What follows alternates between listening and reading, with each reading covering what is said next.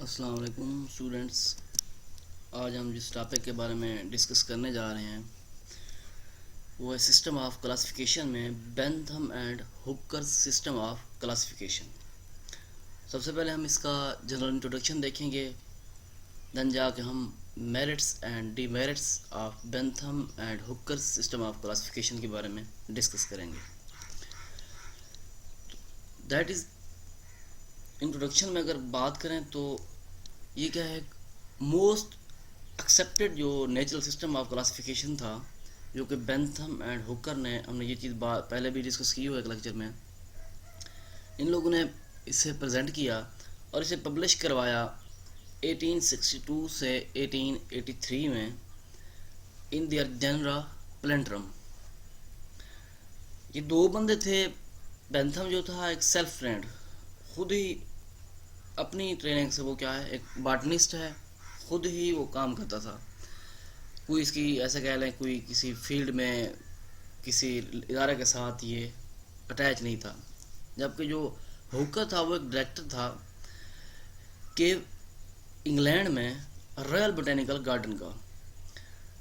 इन लोगों ने तकरीबन all known genera of seed plants, जितनी भी जो सीड प्लांट्स की जनरा हैं जानी जाती थी, उन्हें पब्लिश करवाया लैटिन में इन देयर जनरा प्लेंट्रम। और यही सिस्टम आजकल के हर्बेरिया वगैरह या पूरी दुनिया में यही सिस्टम जो है Bentham and Hooker classification system is still used today. और जो स्टूडेंट्स हैं उनके लिए भी यही कहा जाता है कि that is the best system for identifying the plants या लेबॉर्ट्रीज इन द लेबॉर्ट्रीज। दूसरा ये कि बेंथम या हुकर जो थे, उन्होंने जनरल डिस्क्रिप्शन ऑफ प्लांट्स जो है वो ऑब्ज़र्व की है, खुद ही जो चीज़ ऑब्ज़र्व किया, ऐसा नहीं किया कि किसी और लिटरेचर से कॉपी करके उसमें अपनी बुक में पब्लिश करा दें, ऐसा कुछ भी नहीं है। यानी कि अपनी उनकी ऑन ऑब्जर्वेशन है। इन्होंने क्या किया, जो लार्ज जनरा थी उनको सेक्शन और सब सेक्शन में डिस्क्राइब कर दिया, डिवाइड कर दिया, और फिर उनकी डिस्क्रिप्शन जो है जनरा की कंप्लीट और एक्यूरेट मेंशन की। इन्होंने तकरीबन जनरा जो हैं, जो स्पीशीज़ हैं, तकरीबन 90,205 स्पीशीज़ जो हैं बिलोंग करती हैं 7,569 जनरा। इसमें 2,200 इसकी क्या है, फैमिलीज ऑफ फ्लावरिंग प्लांट्स। कहाँ पे? इन जनरा प्लेंट्रम। इनके जो 3 वॉल्यूम थे जनरा प्लेंट्रम के, उनमें इन लोगों ने ये जो स्पीशीज़ के नंबर हैं, जनरा के नंबर हैं और फैमिलीज़ के नंबर हैं, ये मेंशन किए हैं। ये सिस्टम जो है करली तौर पर ड्राइव्ड आउट हुआ है, हमने हिस्ट्री में देखा था, Jussieu and Candolle system of classification. इन्होंने क्या किया, जितने भी फ्रीरोग्राम थे, मीन की जो सीडेड प्लांट थे, उनको डिवाइड किया किसमें, डाइकार्डिलिडन, जिम्नोस्पर्म एंड मोनोकार्डिलिडन। इन्होंने एक और कन्फ्यूजन जो है वो भी यहाँ पर इन्होंने जिक्र की कि जो इश्यूज हम ओरिजिन में जिक्र कर रहे थे, रिनेल्स। इन्होंने ये कहा कि रिनेल जो है that is the beginning place and grasses at the end of classification. यानी कि इन्होंने रिनेल जो ऑर्डर था उसको बिगिनिंग में रख दिया और ग्रासेस जो है that is the end of classification, grasses plant जो है। देन जाके Bentham and Hooker of classification में इनकी कुछ डिवीजन बनेंगी। 3 डिवीजन हैं, उन डिवीजन की फर्दर फिर सीरीज़ हैं, सीरीज़ की फिर फर्दर ऑर्डर्स हैं। तो सबसे पहले जो डिवीजन है पोलीपेटली, जिसे पेटल सेपरेट भी डिवीजन का नेम भी देते हैं, ये 3 इस डिवीजन की सीरीज़ हैं। कौन कौन सी हैं? थैल्मीफुलरी, जिसके 6 ऑर्डर हैं मज़ीद, डिसिफुलरी इसके 4 ऑर्डर हैं, कैल्सीफुलरी इसके 5 ऑर्डर हैं। फिर देखते हैं सेकंड डिवीजन कौन सी है। सेकंड डिवीजन है गैमा पेटली, पेटल यूनाइटेड। ऐसे प्लांट्स की फैमिली जिनमें पेटल क्या होते हैं या उनके पेटल होते हैं आपस में क्या होते हैं, अटैच्ड होते हैं। अब इसकी भी फर्दर 3 सीरीज़ हैं। अब ये कौन कौन सी हैं? इन्फेरी के फर्दर 3 ऑर्डर हैं। हेट्रोमेरी इसके फर्दर 3 ऑर्डर हैं। बाइकार्पिलेटी इसके भी क्या हैं, फर्दर 4 ऑर्डर्स हैं। देन थर्ड डिवीजन कौन सी है? मोनोक्लेमेडी या इनकम्प्लीट। इनकम्प्लीट भी कहते हैं। पेटल एब्सेंट, इनमें पेटल क्या होते हैं, एब्सेंट होते हैं। अब ये फर्दर 8 सीरीज में डिवाइड हो रही है। अब वो 8 सीरीज कौन कौन सी हैं, Curvembryae, Multiovulatae Aquaticae, Multiovulatae Terrestres, Microembryae, Daphnales, Achlamydosporeae, Unisexuales, Ordines Anomali.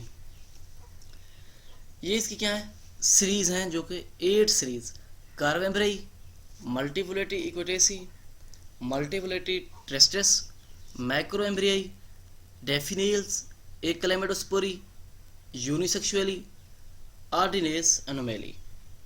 इसके क्या है, डिवीजन्स हैं Bentham and Hooker system of classification. कौन कौन सी हैं, पोलिपिटेली, गैमोपिटेली और मोनोक्लेमेडी। इनके फर्दर फिर आपके सामने सीरीज भी डिस्कस की हैं और आर्डर भी जो है वो कितने कितने वो भी बताया आप लोगों को।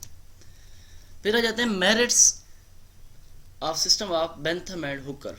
अब मेरिट्स क्या हैं कि किस बुनियाद पर ये सिस्टम जो है क्लासिफिकेशन का बनाया गया। पहली बात, या इसे जिन लोगों ने सपोर्ट किया, ऐसे कह लें कि एक अच्छा इक़दाम था बेंथम या हुकर का। फर्स्ट ये कि that is the natural system of classification और great system of classification. Second, ये आसानी से all the practical purpose, that is why Kew herbarium and several other herbaria of the world are arranged according to this system. अब ये जब system in लोगों ने बनाया, मैंने आपको पहले बताया कि वो एक जो था वो किसी इदारे के साथ लिंक नहीं था। सेकंड जो था केव इनकी इंग्लैंड में जो डायरेक्टर था बोटेनिकल गार्डन का, अब उन्होंने जो क्लासिफिकेशन की, तो इंग्लैंड का जो हर्बेरियम है या दूसरे कंट्रीज़ के हर्बेरिया हैं, वो इसी सिस्टम के साथ प्लांट्स को क्या करते हैं, अरेंज करते हैं। थर्ड वन क्या है, थर्ड वन ये चीज़ के never planned by Bentham and Hooker on the basis of phylogeny. इन लोगों ने फेलोजेनी की बुनियाद पर सिस्टम को क्लासीफाई नहीं किया। Although theory of organic evolution was already announced by Darwin and Wallace in 1859। उस वक्त थ्योरी जो थी वो अनाउंस हो चुकी थी, लेकिन इन लोगों ने नहीं सपोर्ट किया।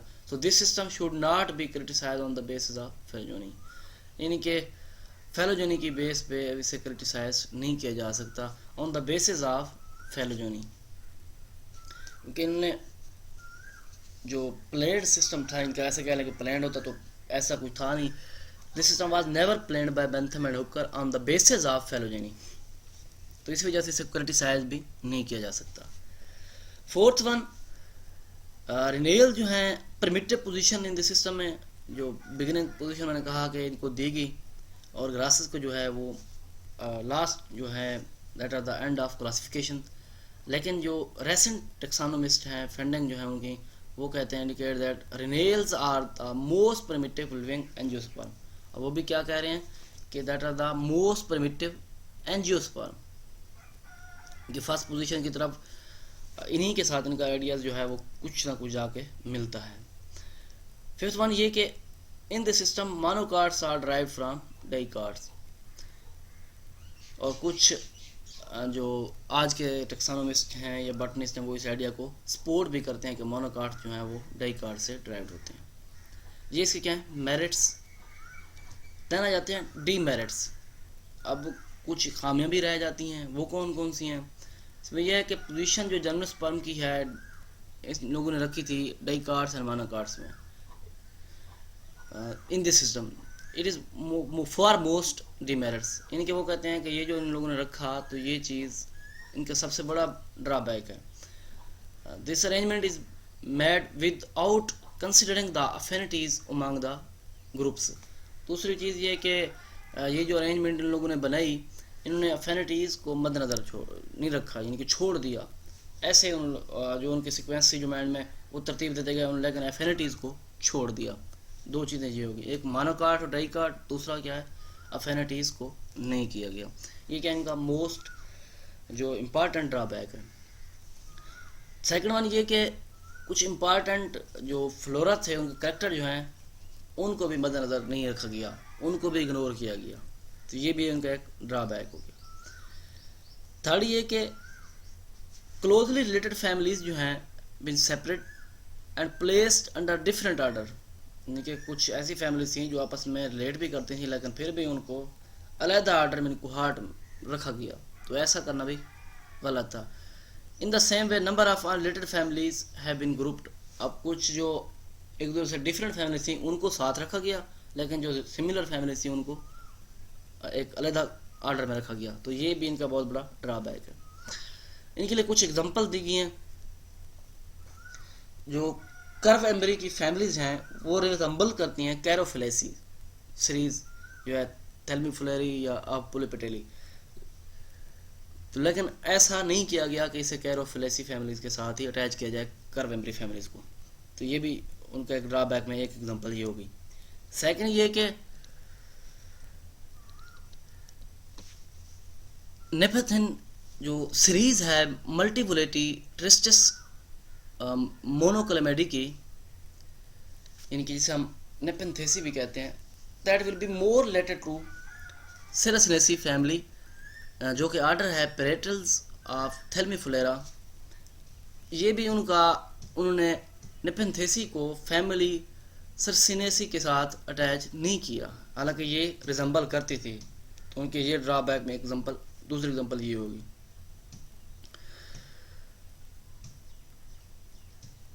दूसरी एग्जांपल ये है कि पोडोस्टेमेसी या सूडोस्टेमेसी ऐसे कह लें, जो कि एक सीरीज है मल्टीवुलेटी इक्वेटेसी, जो कि मोनोक्लेमेटिक ऐसे कहना एग्जांपल है, deserving a place under Rosales of series Calyciflorae of Polypetalae, लेकिन इससे भी यहाँ पे नहीं रखा गया, पोडोस्टेमेसी को भी रोजेल फैमिली के साथ अटैच नहीं किया गया। एक और एग्जांपल भी उन्होंने दिया है कि Lauraceae of series Daphnales is related closely with the Magnoliaceae of Ranales, Daphnales को भी मैग्नोलिएसी के साथ अटैच नहीं किया गया, तो ये भी उनकी बहुत बड़ी एक ड्रॉबैक है, कन्फ्यूजन थी एक। फोर्थ इसका जो ड्रॉबैक है, एडवांस फैमिली जितनी भी हैं मिनकार्किडेसी have been considered primitive in this system by placing them in the beginning.